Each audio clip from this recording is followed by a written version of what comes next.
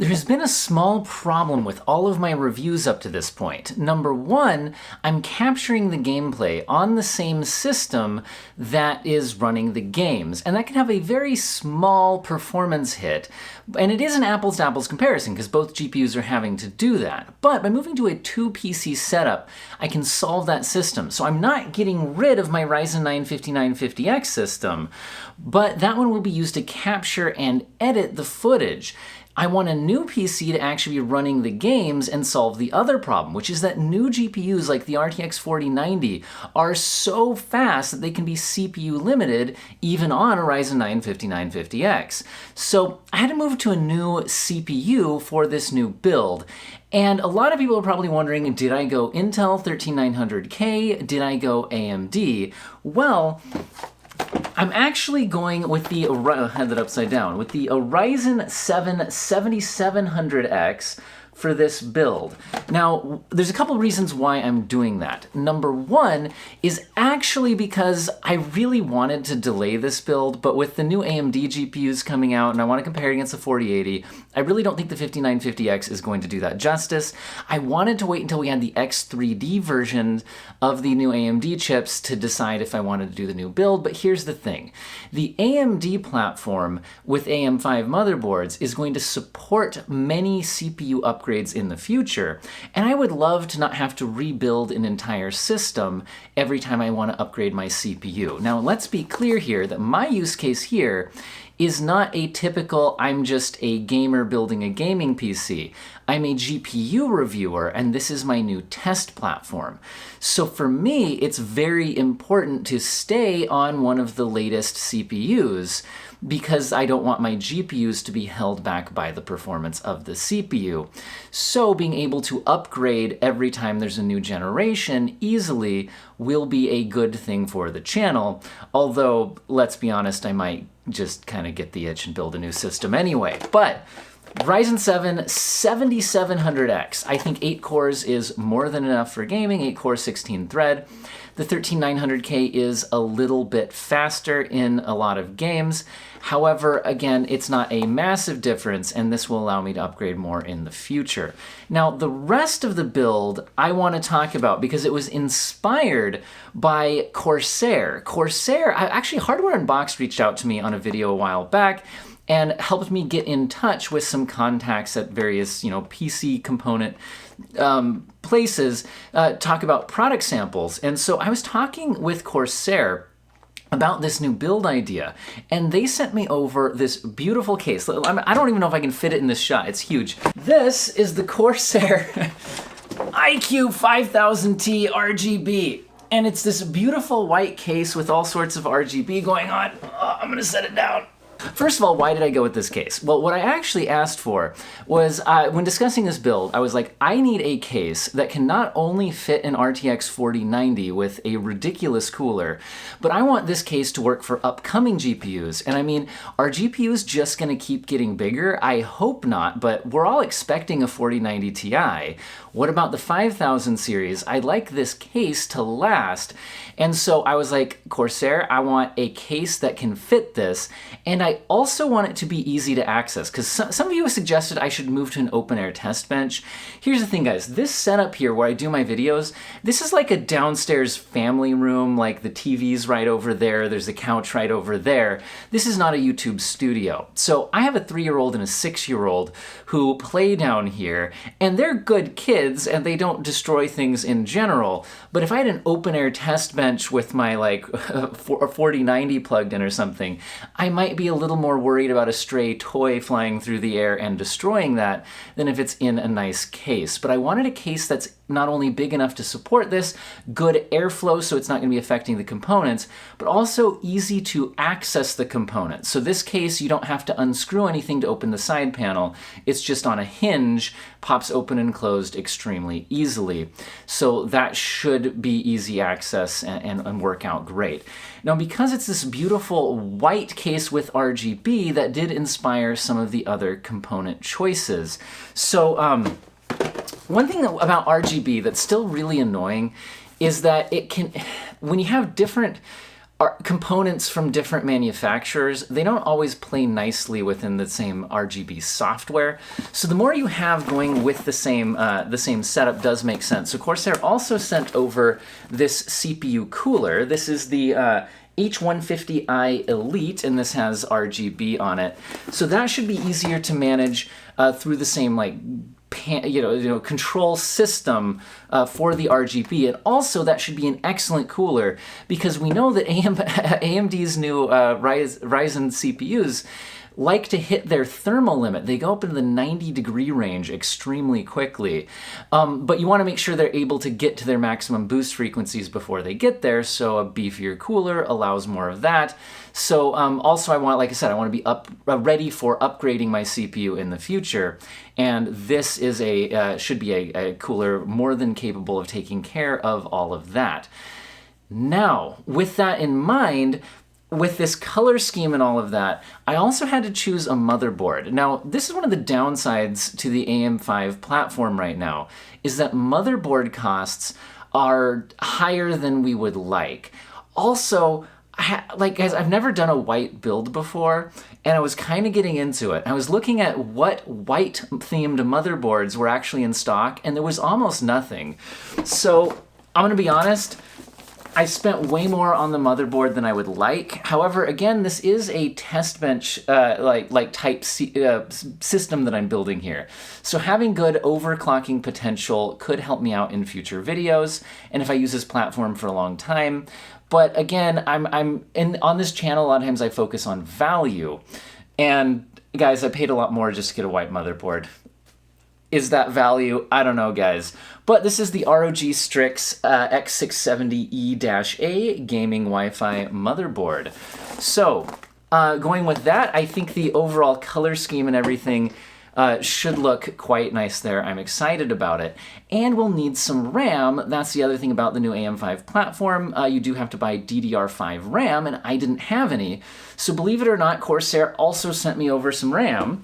We've got some Corsair Vengeance DDR5 memory, and this is, notice it says specifically for AMD. I don't know if the camera's actually focusing on that. I don't think it is. It says for AMD on it. Now, for AMD is basically when you put the RAM into the motherboard, and you have to enable the RAM speeds that you want to run at. And, Intel has their XMP, AMD has their version of that as well. I'm honestly spacing the name of that for the current AM5 platform. But the point is, for it to play nicely without having to set everything manually, it's nice to make sure that you get one that is designed for the AM5 platform and all of that. Now, this is 32 gigabytes of DDR5 6000, and I believe it is CL16 timings. Not 16. I'm used to DDR4. CL36 timings. So this is 6000 CL36, 32 gigabytes, should be everything I need for gaming. This looks awesome. Now, running components like an RTX 4090, and we might have a 4090 Ti coming out, all of that, I need a lot of power. However, the power supply I ended up buying here, guys, and this one I bought. This was not sent over as a sample. I've showed this in another video when I bought my 4090, and I bought this because when I bought my 4090, I wanted to get a review out quickly, and I wasn't 100% sure how it would work on my 850 watt power supply. I was also curious about buying a power supply that had the new PCIe 5.0 Gen 5, ATX 3.0 native power connector, but most of those power supplies were completely sold out. So pretty much the only one I could find in stock was a Thermaltake power supply. Now I'm gonna be honest, I haven't really used Thermaltake power supplies. I haven't felt like they've had an excellent reputation. However, this is a very high-end model. It's a 1650 watt model, so let's hope that's enough for a 4090 Ti. I mean, it definitely is, guys. It should be no problem. I'm running my 4090 on an 850 watt right now without real issues. But again, this is the ATX 3.0 PCIe Gen 5 connector, so it has that native. I think it even has 2 of them. And it still has a bunch of the 8-pin connectors. So here's the thing. I don't know if you guys can see it, but here's my current PC build with the 4090 in it. You probably can't see it, but there's this just ugly mass of cables here. Because while the PCIe Gen 5 power connector is nice and sleek as a single connector on there, and, as long as it doesn't melt, no user error, whatever. The point is, it looks sleek on the card when it's not plugged in, but the vast majority of power supplies right now then have to use this ugly dongle thing. You get all these wires sticking out, and it just looks bad. Not to mention, when I swap GPUs out frequently for testing, having to unplug and plug in all of those various connectors is kind of annoying in addition to ugly. So I wanted, for future and just for aesthetics and all of that, that native power connector, and this was the power supply that I could find in stock that had a lot of power and had that native connector. So that's what I went with. Now, we'll also need some storage. And I recently posted on my community page, most of you guys know I post deals I find on my community page, that the Samsung 980 Pro dropped to a really good price, all-time low on Amazon, for the 2 terabyte version.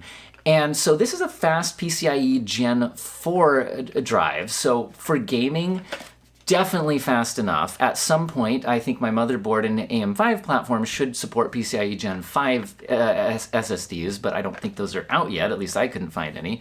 So fast Gen 4 seemed to be the way to go right now. And 2 terabytes should allow me to install all of my benchmarking suite with no issues, fit them all on there on fast storage, so that should not be an issue, and I should get fast load times, so I'm sitting there waiting for the game to restart as we apply settings, and all of that should go a little bit quicker. Now, also, this system's getting a bit of an upgrade, because remember I said I'm not getting rid of my 5950X. I'm still going to be doing my 4K editing on that, because if I was just moving to a 7700X just overall from a 5950X, that has pros and cons. The 7700X is going to be faster at gaming, but it's 8-core 16-thread versus 16-core 32-thread. So for productivity that can actually load all 32 threads on the 5950X, it's not really an upgrade to go to the 7700X. But for gaming, the 7700X is ideal from the AMD lineup, because going up past that to a 7900X or 7950X, you now have 2 CCDs on the CPU, and there can be small latency issues there, and we do sometimes see games with a small performance hit when they don't handle the dual CCDs that well. So in other words, for gaming, there's not really any benefit for going up. So I'm staying on this system for my editing. The new platform is for gaming, and then my new system's getting upgraded with a 4K 60 Pro Elgato capture card. And I've got to just complain a little bit right now. Okay, so this does have good pass-through, but like what I want in a capture card doesn't actually exist. And that's a little bit frustrating. I don't know the market on capture cards or anything like that. But what I wanted was to be able to have 4K 120 HDR, I want HDMI 2.1. I wanted variable refresh rate with full HDR, all of that. I wanted it to be able to be captured and passed through to my monitor with no issues, but it doesn't seem like what I want actually exists. But this should get the job done for capture purposes, because honestly, YouTube videos are only 60 frames per second anyway. So this can capture 4K 60 even in HDR if I wanted to, and all of that. But then for like actually just gaming, I probably wouldn't be running through this. I'd want to plug directly into the screen over there. All right, now let's actually build this thing. But here's the thing. First of all, I'm not set up that well to film a build video. I don't, like I said, this is a basement family room.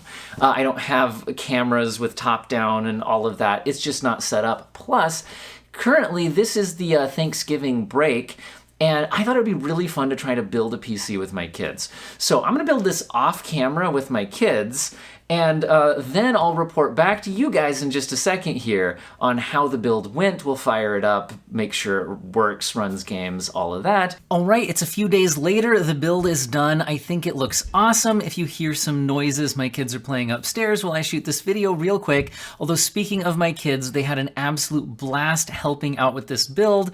I mean, mostly watching and turning some screws supervision-wise. They're 3 years old and 6 years old, so anyway, but they They absolutely love the RGB lighting effects, all of that. Love the rainbow coloring, so I think we're sticking with rainbows. Anyway, the build was awesome, but I did have a few issues I want to talk to you guys about, in case anybody did want to follow this exact build or you're just curious. Now, overall, the case was awesome to build in. One thing though, and I even saw a review of this case where people said that there was a hard drive bay that blocks the power supply from fitting with the cables coming out of it. Well, the hard drive bay is removable, so just realize that, and then that issue is solvable. Because if you did try to fit in a large power supply and then have room for the cables to come out of it, that hard drive bay can either be slid further down, or like me, I don't want hard drives in there at all, so I just completely removed the hard drive bay. So that wasn't an issue. The only other thing that came up with the case isn't really a problem with the case. It's something I didn't think carefully enough about when picking a motherboard. So the case is actually awesome in that it has a whole bunch of front panel ports. I guess this picture right here, well, anyway, I might be able to put one up in editing, but it has 4 full speed, is it 3.2? I don't know, I can put up the thing here. But USB ports in addition to a Type-C port on the front panel heading. However, my motherboard seems to only have a plug that will support 2 of those 4 USB Type-A ports. So unless I can figure out some other way to route that onto the motherboard than what's provided with the cable, I haven't looked into that yet, I'm gonna have 2 dead ports up there. But again, that's not a problem with the case, that's a problem with me not planning ahead to get a motherboard. And honestly guys, I picked the motherboard for how it looks with the build and it being a good quality motherboard in case I wanted to overclock CPUs and support future CPUs and all of that. And I think it looks great. The motherboard itself was awesome to build on. It looks good, and a lot of that good-looking, white panels there are actually like heat sinks for SSDs. You do unscrew those, get in there, and you can use the SSDs there. Anyway, there was no problem with that. That all worked out well. The CPU cooler was easy to install, and I love the look of it, and just overall it's running cool and quiet. All of that, no issues. The other issues I actually had with the build were actually more to do with like installing Windows and BIOS stuff. First of all, this is actually the first time I've installed Windows 11. I've held off. I like to give operating systems a while to mature before being an early adopter, especially if I'm going to be using it for, the channel and things like that. Now, the first issue I ran into was, this PC is actually very far away because I'm using both PCs. So this is actually on the other side of my room. It's like 15 feet away from my monitor where I'm at right now.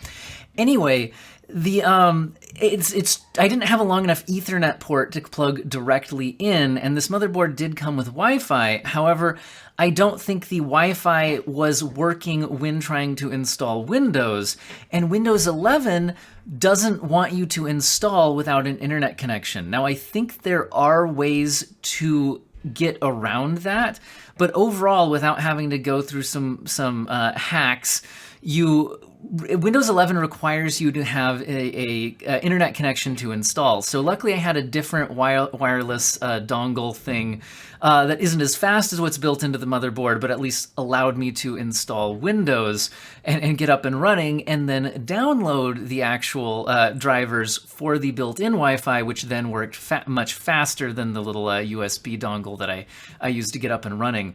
Now, speaking of installing Windows though, I've got to criticize Asus on their motherboard, and basically, I don't want to call this equivalent to installing a virus or a rootkit on my PC, but that's kind of how I felt about it. So doing a completely clean install of Windows, I should not have any bloatware or pop-ups or anything on my PC. However, Asus wanted to install Armory Crate with a pop-up. That's like their, you can manage their RGB lighting, and they can manage their software and a bunch of other things. Anyway, it's Asus's proprietary software for all of that. Well, I was horrified to see a pop-up as soon as I installed Windows, asking me to download and install Armory Crate. That should not happen. Apparently, when I then looked into this issue, if I looked into the motherboard BIOS before installing Windows, there's some kind of an option for not installing Armory Crate as... Am I wrong to call this like a rootkit or something? I don't even know how it got in there. I haven't looked into it. I just know that it should not do that. That is incredibly frustrating to have a clean install of Windows and have pop-ups and bloatware installed there by my motherboard. That's bad. Anyway, now speaking of the motherboard and the BIOS, that's the only other issue I ran into. So when I first got everything actually up and running, I wanted to test out a few games just to see, am I actually getting the expected uplift in CPU performance? And I was actually really devastated to see that when I first ran a couple of games like Cyberpunk, Forza Horizon 5 at settings where I had seen CPU limitations on my 5950X build, at first I was actually performing similarly and slightly worse on the CPU limited scenarios. And that was terrible, because now I'm like, okay, what is the problem? Do I need to put more thermal paste on my CPU cooler? Is that the problem? Is it not boosting properly? So I downloaded Cinebench R23 just to run a single core and multi-core test and see if I'm getting the kinds of scores I should get on my 7700X and if I'm hitting the kind of advertised boost clocks that I'm supposed to hit while running those tests. And then I compared against reviews of the 7700X and everything seemed to be fine. So I could not figure out what was going on. I updated all of the drivers, all of the software, everything. All of that wasn't solving the problem, but what I ended up doing to solve the problem was actually updating the BIOS of the motherboard. Now, the reason I didn't even do that initially was just because, so to do a BIOS update on most motherboards, well, first of all, this supports a Q-Flash feature, or whatever they brand it here, but the point is you can just put the updated BIOS on a USB, plug it in, hit a button, it updates itself automatically. It's great. It's a really nice feature to have. You don't even need a CPU installed to do it. The thing is, though, every USB drive I could find that I own are all high capacity, because it's been so easy to get cheap USB drives lately that I got rid of all of my small old ones. So mine are all like 128 gigabytes or more. But then to install a BIOS, most USB, I think the BIOS needs to be on a format of FAT32 on the USB drive. And I couldn't find one that could be formatted as FAT32 because I think that only goes up to a certain number of gigabytes. I don't remember all the details off the top of my head, but I think that's what's going on. Anyway, luckily I asked my wife and she had an older out-of-date USB that was perfect for installing the BIOS. I did go to the latest BIOS and then tried just running the games after I did that update, and then I was seeing an expected performance uplift in the games that, again, hadn't seen the CPU limits improving as they did before. So anyway, all of that went really well. Now, in my old PC with the 5950X, remember, I'm also going to keep using that. I want to use it to not only edit 4K video with the 16-core 32 threads still being superior for doing that, but I also want to use it to capture footage as an external capture machine. And so I bought the Elgato capture card, and this is an internal one. But then when I looked at my motherboard layout, to install it, there was not a lot of space, but like graphics cards have gotten ridiculously huge. So I'm able to just barely fit my RTX 4080 into my 5950X build with this capture card in there. I cannot fit my 4090. So people saying it's not an issue that GPUs are getting that big or whatever. I mean, guys, I have a big case, all of that, but if you want to have anything else installed in the other slot in your motherboard, depending on your motherboard layout, that could be an issue. So anyway, I'm not going to be able to use my 4090 for video editing if I keep that capture card in here, and that's kind kind of annoying. Although honestly, I'll probably usually have the 4090 in the 7700X build. Anyway, sounds like my kids are coming down to talk to me, so expect to see video reviews, future reviews tested out on this new platform. Should remove some CPU limits and the video capture limits. And my kid's right here, ready to go. We're gonna decorate a Christmas tree. So I hope all of you have an excellent day.